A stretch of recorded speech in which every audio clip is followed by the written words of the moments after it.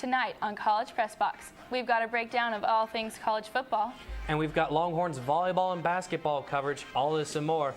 It's College Press Box.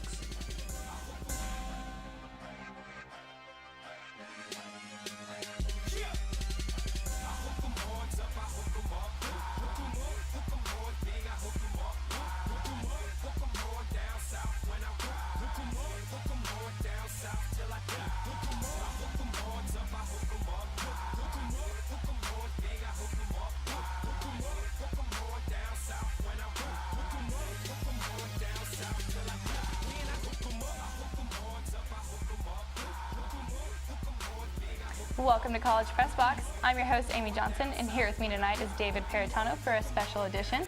Thanks, Amy. That's right. It's senior night. Well, David, the Horns took on a new opponent for their annual Thanksgiving game, the Texas Tech Raiders. What do you think of the game? Hey, along with some great turkey dinner, we had a great lineup of football, and the Texas Tech game did not disappoint. Let's go to the highlights. Longhorns playing their last game of the season at home. It was senior night.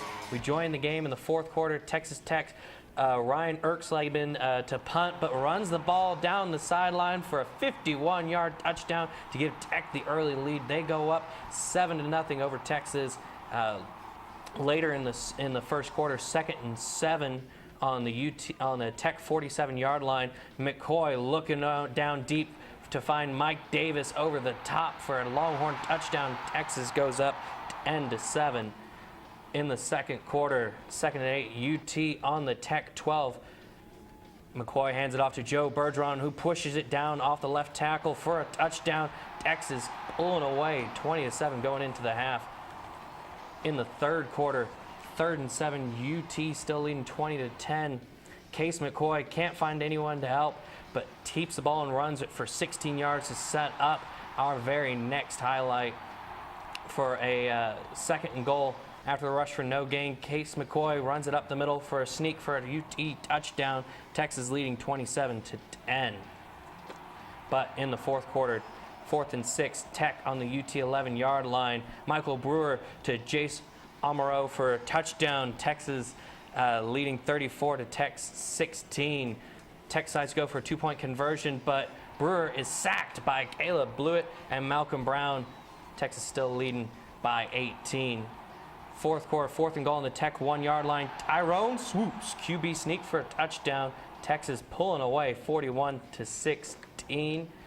And late in the fourth quarter, 3rd and 18 at the UT 43-yard line.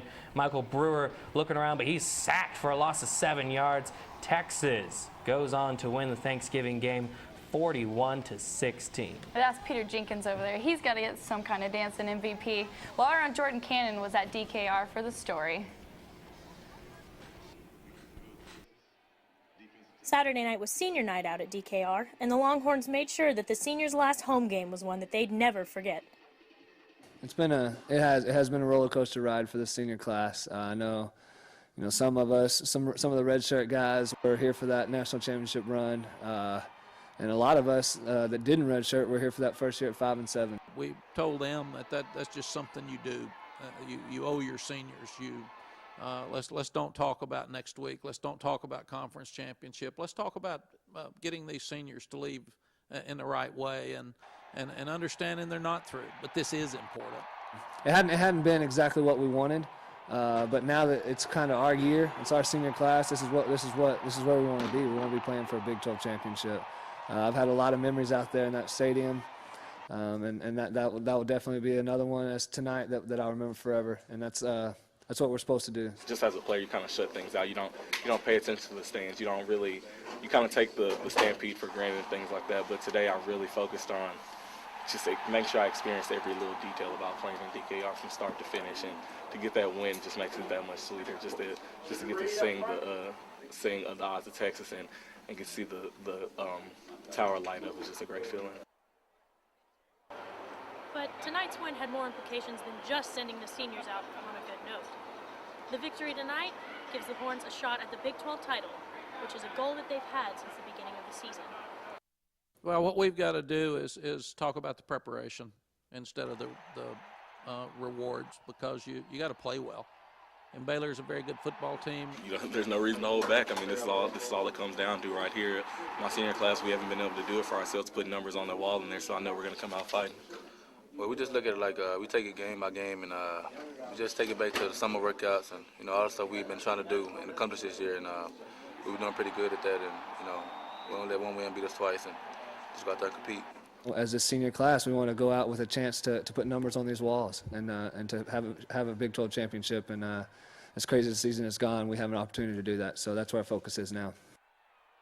Baylor beat TCU by just 3 points on Saturday, and if Oklahoma State loses this weekend, the Horns will be one win away from adding another Big 12 championship title to their wall. Jordan Cannon, College Press Box.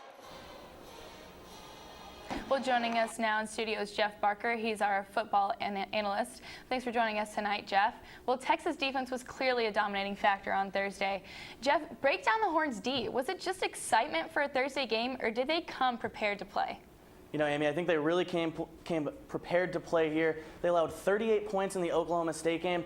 This game, only 16, only 2 touchdowns. And, you know, this all started with the defensive line. They played phenomenal. They totaled 9 sacks for the game. Jackson Jeffcoat and Cedric Reed on the ends played well. Jeffcoat had 3 sacks, Cedric Reed 2 sacks. Also, the defense forced 3 turnovers. Additionally, the secondary stepped up and only allowed 1 passing touchdown in this one. So just overall, a great turnaround for the Horns defense. Definitely a strong performance from the Horns defense. They looked like the team that played in that 6-game win streak, not the team that got beat up by Oklahoma State. Yeah, very good point. Well, how about the offense? The Horns put up 41 points, including 2 quarterback touchdowns, 1 from Swoops and McCoy. How's the run game helping out Texas, Jeff? Well, in this one, the run game helped put Case McCoy in easy situations to just simply manage the game. But I think more importantly, Texas Tech came in with the #1 passing offense. And, you know, Texas dominated time possession, and that just allowed the offense to stay on the field and allowed allowed Texas Tech offense to stay off the field here. You know, Case McCoy, they didn't let him do much. He only threw the ball 19 times. But he played a mistake-free game for the first time in a while and did a great job of managing this Texas offense and leading them to a victory. I think the fact that Case McCoy didn't get a lot of opportunities to throw the ball was designed by Mack Brown to kind of build his confidence after he really got beat up by Oklahoma State. He's fitting into his role, learning that he's not really a playmaker sort of quarterback. He's in actuality a game manager. His job is simply just don't throw any interceptions. Right, which, hey, he proved he could do it then. We'll see if he can do it next game. Well, coming up, find out how men's and women's basketball fared in their travels this weekend, and we'll talk about the undefeated Big 12 Longhorns. That's right, Texas volleyball strikes again. Stay tuned.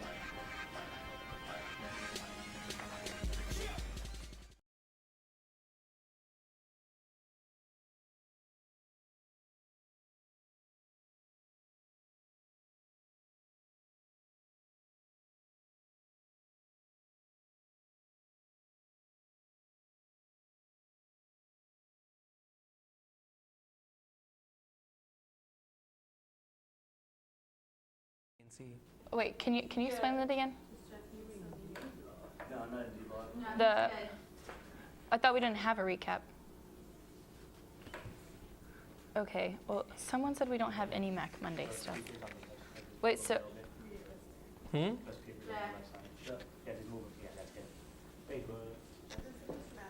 Okay.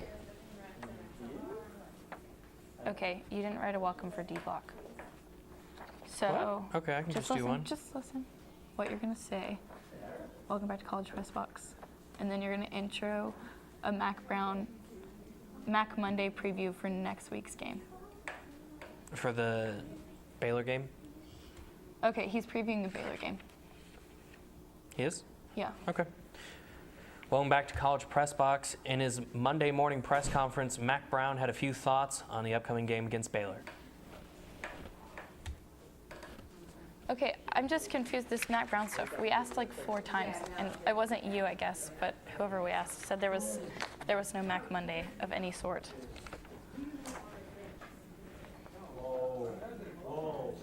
Yeah.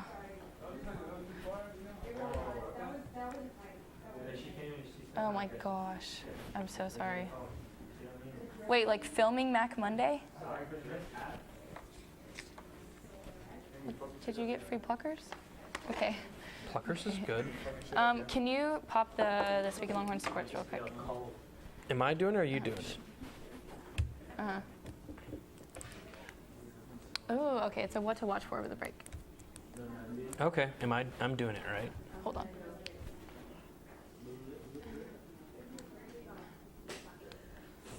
Okay. So if you do football, can you add the scenarios to? You don't have to if you don't. Yeah. If you don't want to. But it's more time for us to talk. Yeah. No.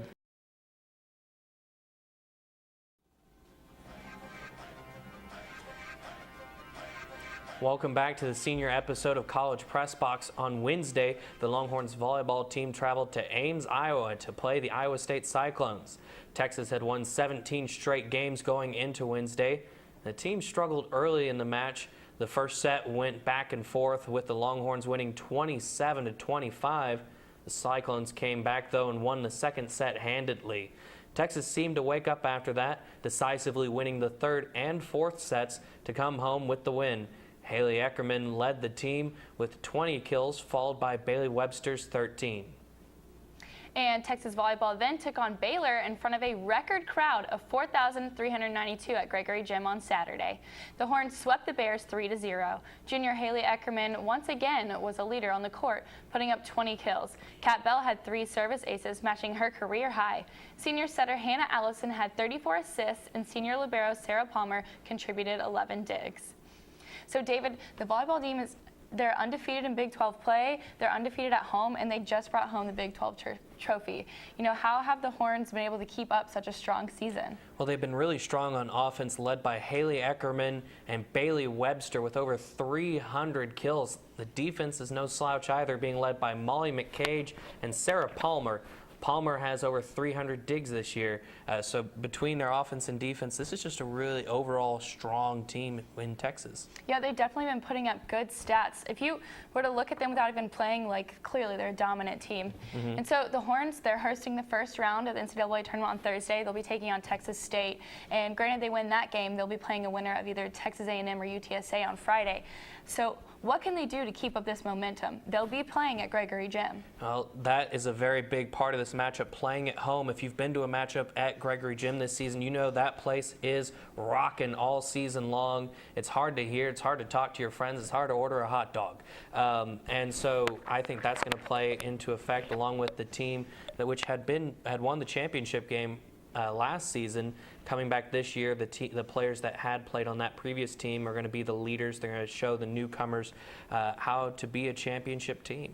So, David, can they win the national championship again? Absolutely. I think this team is as good, if not better, than last season's team. Well, taking the balls to another court, men's and women's basketball both traveled over the Thanksgiving holiday. In the semifinal round of the CBE Hall of Fame Classic, the men's basketball team fell 86-82 to BYU in Kansas City. Despite Camerly's career-high 6 blocks and second career double-double, clutch shooting from BYU's Haws put the Horns away in a game that came down to the final 5 seconds. eBay Taylor and Felix led a second-half charge to take the lead, but the Cougars' stellar shooting got them the win, hitting 10 for 12 from beyond the arc. The Horns face Vanderbilt this evening at the Frank Irwin Center. Following their appearance in the CB Hall of Fame Classic, the Longhorns men's basketball team returned home to take on UT Arlington Friday. The Longhorns continued their pattern of struggling out of the gate. In the first half, the team shot a meager 8 for 18 from the free throw line. Texas went on, though, to make a comeback in the second half, going on a 14-1 run midway through the second half. The Longhorns went on to win 72-69. And the women's basketball team took a nice trip to some warmer weather as they attended the Paradise Jam tournament in the Virgin Islands over Thanksgiving. The Horns dropped the first game 65-77 against Syracuse, but bounced back to 2 back-to-back wins against former rival Texas A&M and Memphis. The Horns finished second in the Reef Division, and sophomore Brady Sanders was named to the Paradise Jam Reef Division All-Tournament team. The Horns take on Arkansas Little Rock Wednesday here in Austin at the Drum. Coming up, we're bringing back Jeff Barker to talk about the upsets and almost upsets that kept everyone on the edge of their seats this weekend. We're talking more college football.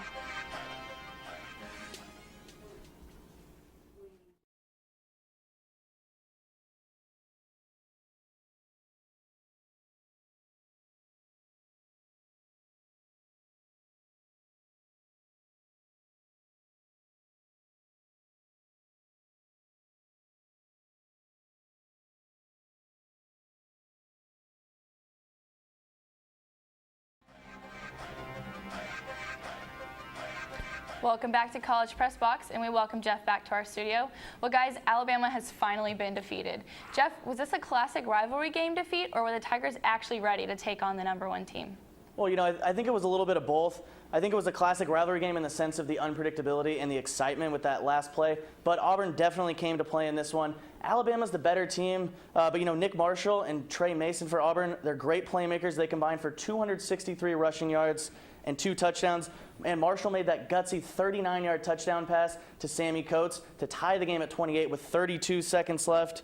And also, guys, one thing to consider, Auburn only trailed by more than a touchdown once in this game, and that was in the second quarter. They went into halftime only down a touchdown. So they were in it the whole time. Statistically got a little bit outplayed by Alabama. And then obviously the last play of the game, that was definitely a fluke. But Auburn definitely deserved to win this game, and there's no reason to discredit them here. And also, guys, Chris Davis of Auburn may have paved the way for Saban to come to Austin next fall.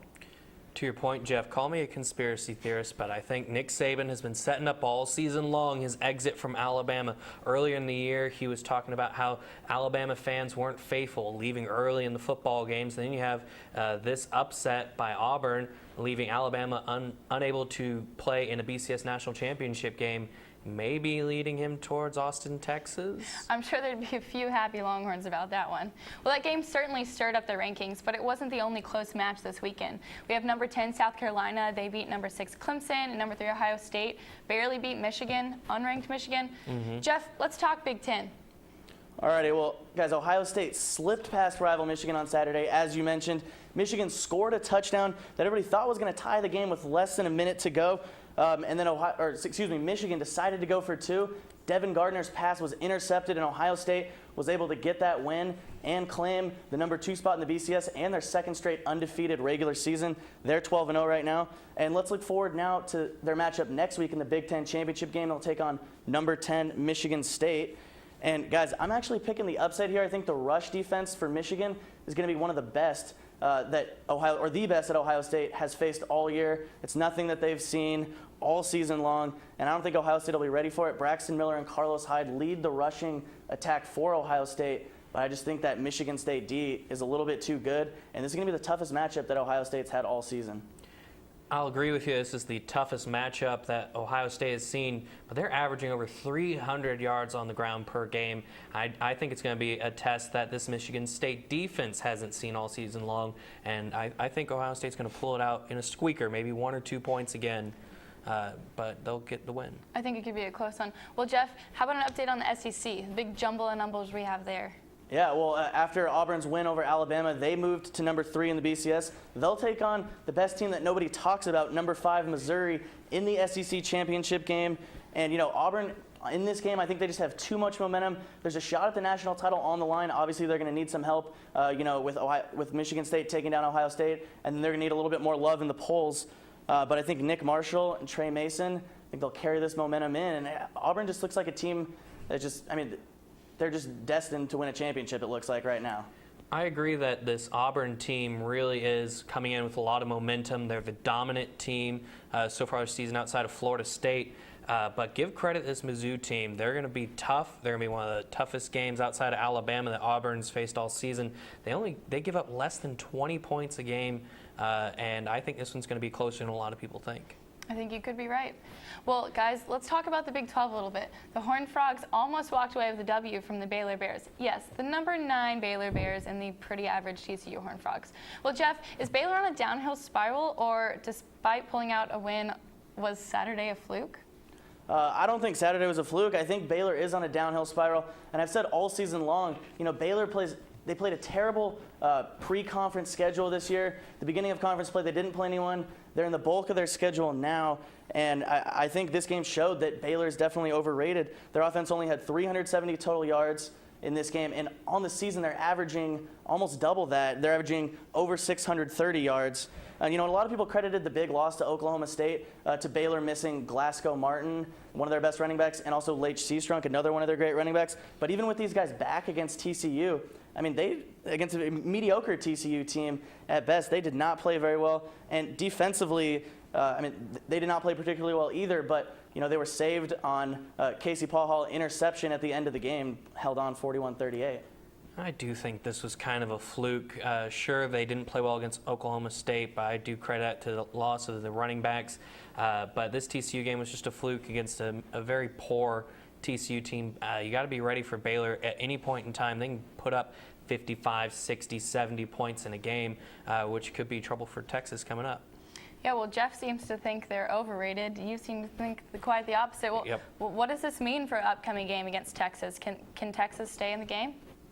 I think this absolutely means that Texas has a chance in this game. You know, if you had asked me that question a couple weeks ago before the Oklahoma State-Baylor game, I probably would have said no. But, you know, Texas coming off a big 41-16 win over Texas Tech. We talked about that earlier. But, you know, this is going to be an emotional game on Saturday for Baylor. It's going to be their last game played in Floyd Casey Stadium. And for Texas, you know, I think they're going to need a similar game plan as the Texas Tech game. You know, they're going to need to control the run game of Baylor. I think that's going to start on the defensive line with Jackson Jeffcoat and Cedric Reed. They had 5 of the 9 UT sacks in the last game. And then offensively, I think it's just going to come down to the same thing as the Tech game as well. You know, they need to control the clock with the running game. That starts with Malcolm Brown and Joe Bergeron. And then a good running game where they're able to control the clock and keep the Baylor offense off the field. That'll set up manageable manageable not third and longs. You know, good third down plays for Case McCoy out there. I think, like you said about Case McCoy, he's going to have a repeat performance of last week against Texas Tech, not throwing interceptions, because that's what hurt him in the game against Oklahoma State, was throwing those late interceptions like the one at the end of the first half. Yeah, clearly I don't think it was a coincidence that the game he had 0 mistakes was the game that Texas won. Well, thanks for joining us tonight, Jeff. And don't look away yet. We've got the Horns' upcoming schedule and score predictions for the anticipated weekend in Waco.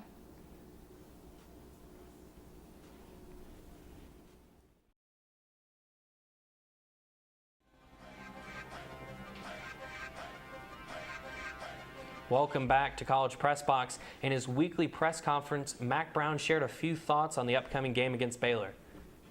A fun game this weekend with Baylor. They've done a tremendous job.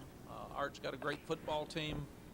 It's a team that's in the top 10. It's a team that's playing before probably their largest crowd in the history of Floyd Casey Stadium. It'll be the last game there. It's for a championship, so it's a great challenge for us and our team. They're much improved on defense. Got a lot of seniors that Phil Bennett kind of grew up with through the last couple of years, and they're very aggressive and they know what to do, and their offense is one of the best around. So got our hands full. Be a great challenge for us. I'm proud of our guys that they fought themselves back into a position to play for the Big 12 championship, and we'll have a great week and be prepared for the game on Saturday. Since this is the last episode of the semester for College Press Box, we have a what to watch over the break list for you. For Texas football, they could play in 3 different bowl games potentially. If Oklahoma State loses to Oklahoma and Texas beats Baylor, they'll play in the BCS game, the Tostitos Fiesta Bowl, on January 1st at Glendale, Arizona. If Oklahoma State beats Oklahoma and Texas beats Baylor, they'll play in the Cotton Bowl on January 3rd at Arlington, Texas. If Texas loses, though, they will play at the Valero Alamo Bowl on December 30th in San Antonio, Texas at the Alamo Dome. And some Texas basketball games to look out for. The men will face North Carolina in Chapel Hill on December 18th, and they'll face number 1 Michigan State right now at home on December 21st. And the women take on number 3 Tennessee in Knoxville on December 8th. And following New Year's on January 2nd, they'll take on number 14 Oklahoma State in Stillwater. We can't forget about volleyball. On December 5th, they'll play versus Texas State at Gregory Gymnasium, and that's the first round of the big tournament, the NCAA tournament. And on the 6th, they'll play against Texas A&M or UTSA. On December 13th through the 19th, the NCAA regionals/semifinals. Hopefully Texas makes it that far. And on December 21st, it's the NCAA championship game in Seattle, Washington. Well, David, back to football. Baylor and Texas this Saturday. Could be a big game, could be a blowout. What's it going to be? What do you have? Score? I think Texas is going to play a lot closer than people think, but I do think Baylor comes out with a victory, May 38-25 in the end. I'm sorry. Man, I'm going to have to disagree. I think with Baylor's almost lost to TCU and Texas coming off that awesome Tech win, I think the Texas defense is going to be able to overcome Baylor. I mean, I still think it's going to be a close one in a high-scoring game, but I'm going to have to go 42-38 Texas. I guess you're just a cup half full sort of girl. Maybe. Well, our producers have prepared a little video for us, and here you go. More bananas. Actually, I have 3 bananas that are going bad in my kitchen right now. That's more bananas for anyone. Also, the Astros. I just want to feed you all bananas so that you can hit harder and run faster. Yeah. Quarterback David Ash threw a career-high 364 yards. Wide receiver Jackson Shipley stood out from the lineup with 137 receiving yards. The Horns emerged with both a strong passing and running game.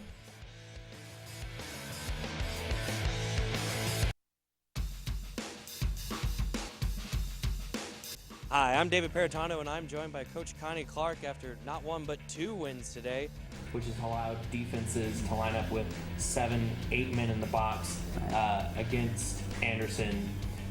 Anderson's just a weird offensive team, and if the defensive struggles in the first half weren't enough for this Texas Longhorns team, Case McCoy had one of the worst performances of the entire season, leaving coaches disappointed and confused.